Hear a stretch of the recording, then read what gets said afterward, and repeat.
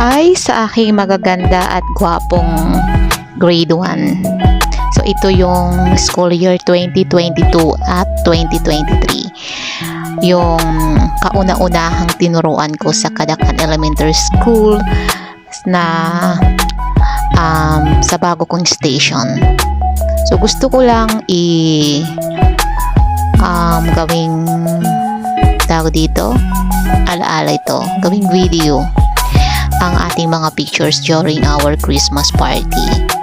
Ayan, di ba? So, ang cute nyo dyan. Lahat kayo ay magaganda at gwapo.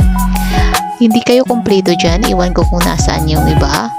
Pero, di ba? Pagdating ng araw, maaalala nyo at makikita nyo to for sure.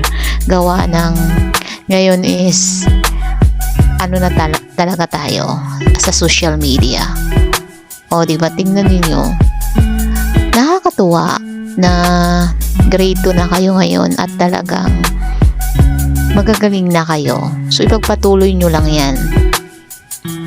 Alam kong malayo ang mararating ninyo. Sana matupad ninyo yung inyong mga minimiti sa buhay na mayroong pagsusuporta ng mga magulang sa inyong pag-aaral. Huwag kayong magsasawa kahit mahirap.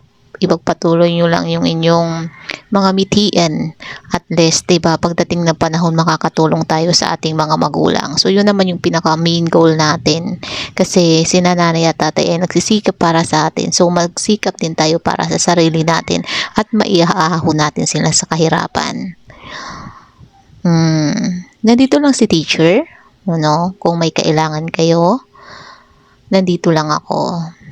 Pwede nyo naman akong puntahan o tanungin. At gusto kong malaman ninyo na mahal kayo ng mga teachers ninyo. At kung napapagalitan kayo, para din yan sa inyo. Bye!